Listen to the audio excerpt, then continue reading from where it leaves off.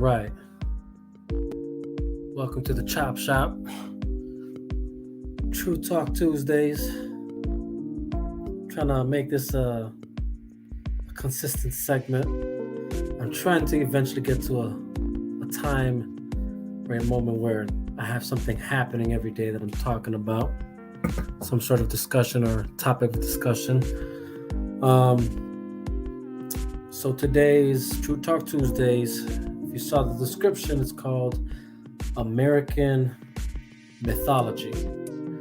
And I felt like the reason we're talking about this is because I was on another live stream a few days ago, and I remember we got to the segment of just discussing about, I guess, what's going on within these certain properties, IPs, and stuff, and especially the comic book genre of movies, and how simultaneously there's almost like a decline in revenue or in what's up, my boy Pinpoint Gaming. Go check my homie out. For those watching, for those who are gonna replay this, check my boy's channel out, Pinpoint Gaming.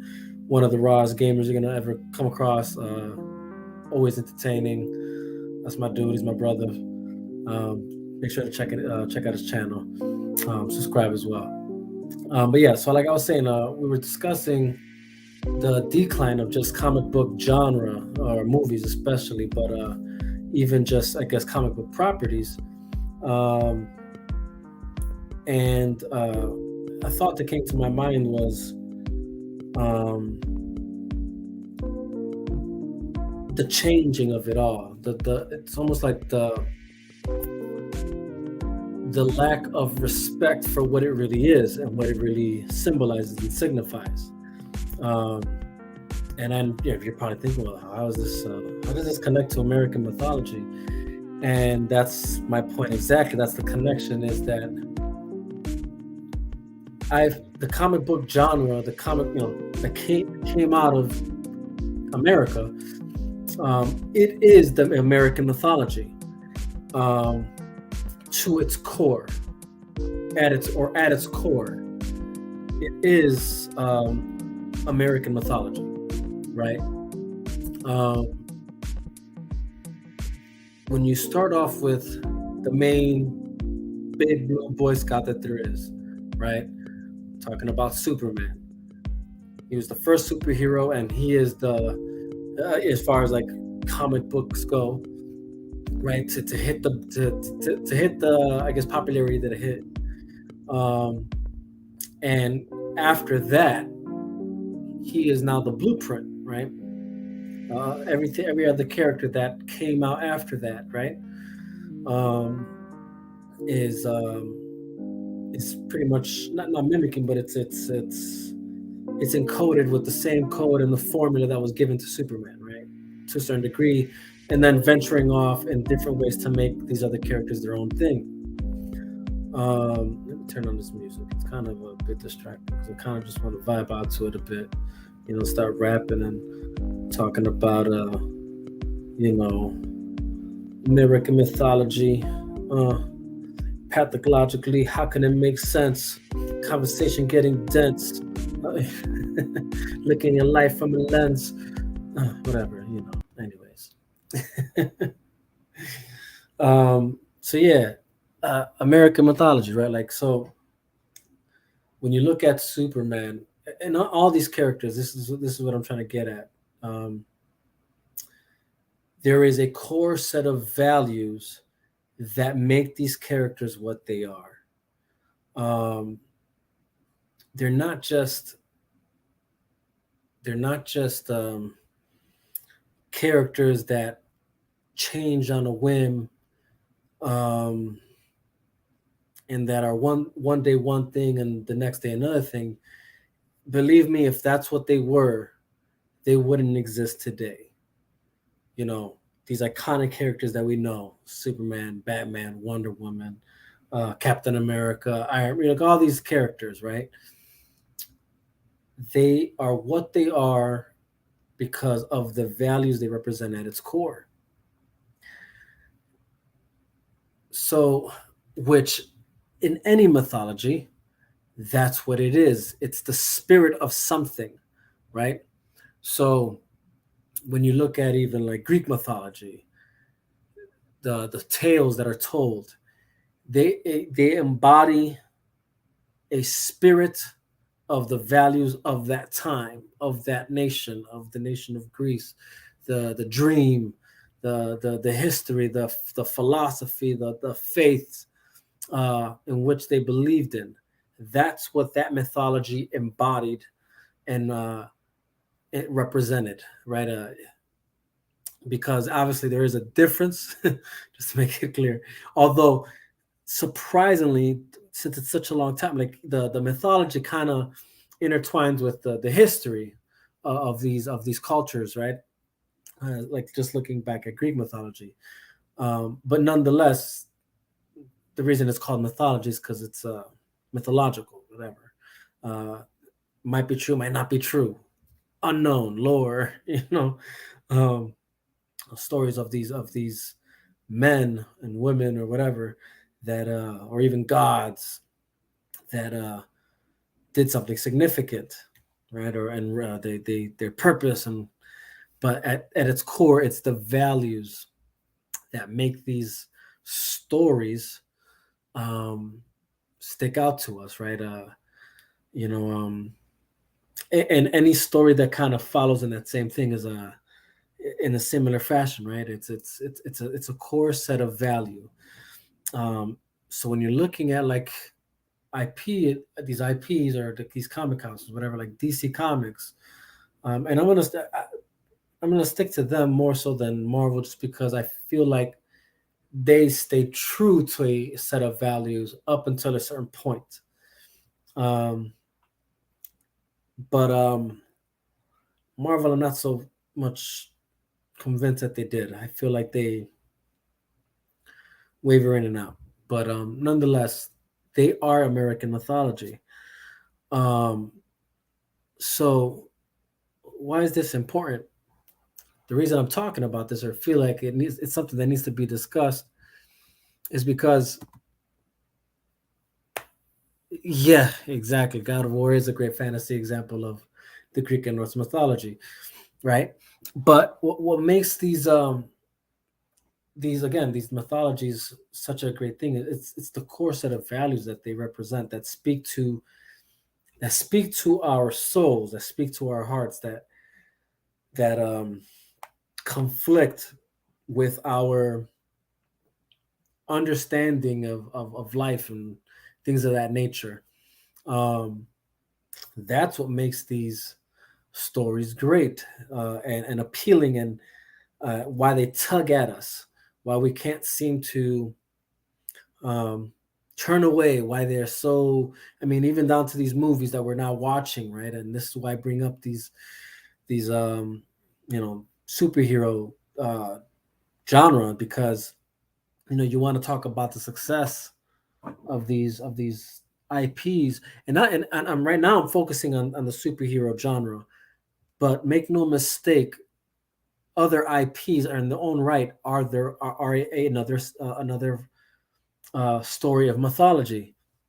When we're talking about like Star Wars, Lord of the Rings, mm, all these like IPs that have existed for a decent amount of time, that told stories of core at its core values, not everything else is satire and attire, like the fantasy world that they live in, you know, or even if it's like these superheroes more grounded into the reality, the fabric of our realities, which I think is what makes the superhero genre a bit more appealing, is that there is a sense of connectivity because it's grounded in our reality, and the lives that we live.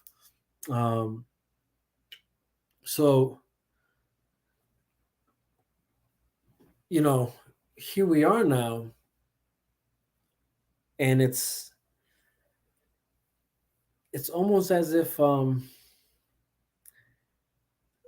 that reality is lost to us, right? Like, and you know, I guess to address the elephant in the room is that, oh, well, that sounds a bit selfish to a certain degree, right? Because it's like, what makes these superheroes, um, or whatever, exclusively to America, whatever, uh, and it's well, they don't.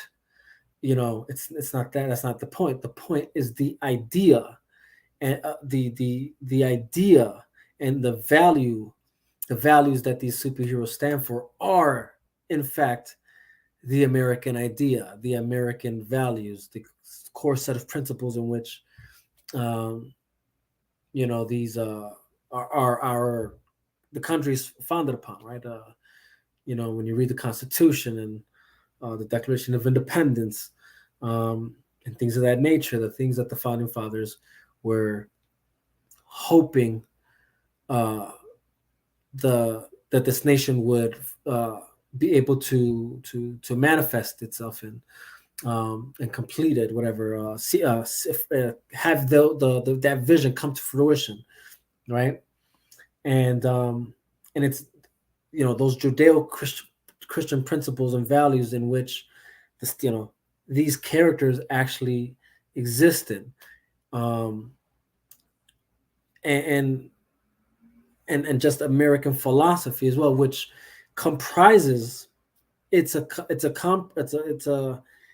mixture of, yes, Judeo-Christian principles and values, as well as the European Greek mythology, philosophy as well. Like, these guys were super studied in Greek philosophy, and the practices of even that time, of as far as law and order and justice and democracy and all that's, as far as all that's concerned, all that it's all construed together, you know, and they came, and with all this extensive amount of history to look back on, to and then this faith in which they were followers of, these founding fathers, built, wrote out the Constitution, the Declaration, all that, up based upon these ideas, these ideals, these values, these principles, and when you're looking at specifically the start of it all, Superman, right, and the time in which he was also written, this is why these characters, as much as after following Superman, him, and then going forward, why they resonate so much is because of the values really that they stand for, which they embody. And make no mistake, like, you know though, yes, like, it's I'm saying that these are, I mean, yeah, actually, this is what I'm trying to get at. Make no mistake, there's a reason to why, um it should be no surprise, is, I guess, what I should say. It should be of no surprise that, okay, if Superman is, the embodiment of that, right? And then his creed, or his, his saying that he's most known for is that he stands for truth, justice, and the American way, right? And it's, until recently, that was an issue, and now, it's like, oh, he got rid of national, which again, I mean, and we'll get into that topic, but they made him like global, as if he wasn't global already, and then this idea that he can't be global if he stands for truth, justice, and the American way, which is the exact opposite of the truth. You know, look at history. Apart from the Revolutionary War, which was the start of the United States, then the Civil War and all that. But when you're looking at the most major wars that shaped the world that we live in today, at least in the more, um, well, yeah, just shaped the world that we're living in today. When you look at these wars and conflicts, who's there all the time? It's America. World War I, World War II. These massive wars that were that were fighting for the right of freedom and fighting for democracy. Um, fighting against tyranny. That is America. That is the embodiment of America. Now, it's not to say that obviously America's perfect. I'm just stating the facts to the mythology of Superman and or every character that follows after him in the comic book world. Um, it's the embodiment of the idea of what America's supposed to be, or what it is really. Not just as much as what it's supposed to be, right? Because yeah, I mean, as an American citizen, I've seen it. You know, I've seen citizens, people, human beings fall short, and we are human beings. We are fallible. So to no surprise, um, no one's perfect. Uh, so that's that. And that's no excuse for people's behavior, but just that is just a fact. We are fallible creatures. We fail by nature. Um, but for the majority, of my life, and the majority of the people that I've come across, um, it's I've seen, you can see it come to fruition. The idea, the dream, the vision, the principles, the ideas, the values, and when you see it, it's a beautiful thing, right? But that's the core of the American mythology when you're looking at these characters, you know, and all that to say that when you're looking, to me personally, when I see these comic book movies start to fail, or even comic book stories, where you see the sales are not where they used to be, and I just can't help but feel it's because you're steering away from the core principles that make these characters what they are, and that's the core values of what they stand for. And why do I choose to dig into this mythology concept is because you can't change mythology. Like, you don't see nobody trying to go out of their way to change Greek mythology. You don't see nobody going out of the way to try and change Egyptian mythology, Norse mythology. These mythologies that exist, that uh, have a set of principles, values, hierarchy, and things of that nature. Um, you don't see that, right? And the times you do see that happen, immediately you see the pushback, because people don't really like people meddling with something that's already is. Sadly said, unfortunately, the American mythology doesn't have the same. Um, I guess it doesn't hold the same, to me personally, from what I'm witnessing. It doesn't hold the same. Um, I guess respect, and probably due to the constant, um, I would say, maybe fire back of what America is, and um, things of that nature. Um,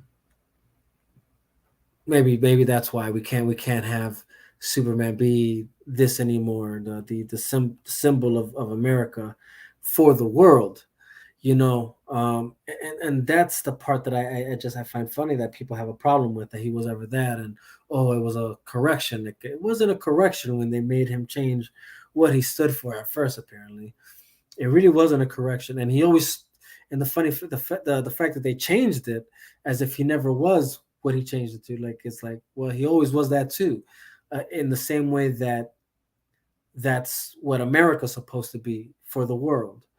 But there's this idea that they've villainized the they villainized America. That's the talk. You know, and so, well, if America's villainized, well then wow, what sense does it make to have heroes connect with with the villain, right? But then you miss the point. You're missing the point, and that's that Superman and all these superheroes, that followed him, they're not representing America. They're representing the American way, the American idea, the American vision of what the founding fathers wanted for its own country, for its own people, but also then further for the world. This idea of living in harmony with one another. You know, um, that's what the United States of America symbolizes. It's a place of harmony. Why harmony? Because the reality is America is a land filled with many different peoples, many different cultures, many different ethnicities, many different religions, um, and the fact that we can all live together despite our differences, that's called harmony. Because that's what harmony is. For anybody who knows anything about singing, it's different singers on different singing different notes, but harmonizing still cohesively, even though they're both singing on different notes, or however many there are. That's harmonizing with each other. When you're in a booth, singing, that's what it is. And that's the idea, is that we can live in harmony with one another. That's the idea, right? And that same idea, um, uh, along with us having our God-given rights, our natural rights, and the freedom in which we are fighting for, whatever, or striving to still have for everyone equally. That's what we want. That's supposed to be idea for America and for the rest of the world. And that's the mythology of these characters. It's not that it's like I said, it's not that these characters belong to America or that they are American. I mean, even though yes, they technically are, right? They were written in America, they're American stories, whatever. And more than half of their comics are, some of them are even based in real historical moments of America. You know, which again, like Greek mythology, is what makes it captivating, right? Because the fabric, it's intertwined between fantasy and fiction, meeting together. And the fact is that everything that's fantasy has a sense of fiction to it, right? Because it comes down to the stories are driven. Most stories are driven by values, by ideals, and um, things of that nature, like whether it's love or peace, justice, truth, you know, whatever. But um but yeah, so that's this is part one. This was like me just touching the surface. We're gonna dig deeper for sure, so I can we can look at these actual values one by one and why they're so important, to not just to well, pretty much for the world, for anyone who reads these comics, for everyone who are watching these movies, you know. I definitely feel like we have to really focus in on why these characters are what they are, not just these, what Hollywood's turning them into, these corporations that have taken these IPs, uh, like DC Comics or like Marvel, like Star Wars, that take these properties, and lack of better terms, they whore them, like just to make money, and they think it's a tool now for them to use and to twist and manipulate to whatever they feel it needs to be. um and it's steering away from what these characters truly stand for, and what they're supposed to represent. You know, and this is something that came to me. Just I think the honestly the last straw for me was Thor: Love and Thunder. I saw that movie and I was just so disappointed. I was ready to like see something that was going to dive deep, hopefully, into these mythological characters, even that are some in Marvel. But and that's also the great thing about Marvel and DC is that they they embrace and they can embrace. That's my whole point, because they have similar values, similar hierarchy structure. Again, we're gonna dig deeper into this, but this is just touching the surface. Um, but that's why they're able to intertwine themselves into these other mythologies, like Norse mythology or Greek mythology, um, and so forth and so forth. And so I was really hoping and expecting that they were gonna go hard, with seeing that they were gonna bring in Zeus and all these other gods, you know. So I'm like, oh man, this is gonna be really good, and you know, well, let's just hope. When it was a disappointment. It's like there's a lack of respect for these mythologies, for these, and that was, again, that's not even when I after that was for sure for me the moment I realized that, oh, we just are apparently living in a time where they just don't care about these mythologies, at all. Like, it's like, I guess it's one thing to be able to mess around with the American mythology, but now you're gonna even just make a mockery of these other mythologies. It's like, oh man. And so yeah, I just feel it's something that has to be addressed. Like, why do these characters mean so much? Why do their stories mean so much? And again, it's not necessarily you know what they look like, or you know it's or yeah, where it's taking place. It's more about what are they doing and why are they doing it. That's what makes these characters more significant, um, to to the reader, to the viewer, um, because it's supposed to give a sense of guidance in life based upon values, human values, or even God-given values that help us be better people, um, in many different ways, not just in one certain particular way to what you want people to be. It's supposed to give you thought of your own life and how you are living it out. It's supposed to inspire you to be something greater than what you are.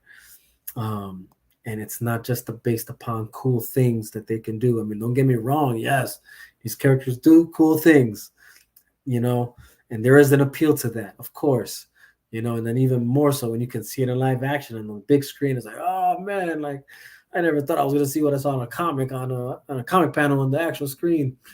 Like, that's, yes, of course, that's all mind blowing. And then for even, the average viewer who knows nothing about comics. And I think that's why, to me, this is more important, is because these movies are drawing in a bigger audience other than just your average comic book reader. And it's like, so it's more important now more than ever that you stick true to the mythology of these characters, of their core set of values, their ideals, their principles, that make them who they are, or even just as well as the character of who they are, you know, um, which helps narrate the story of, you know, getting to this point and place where you do follow these values. So, anyways, that's all the time I have for today, guys.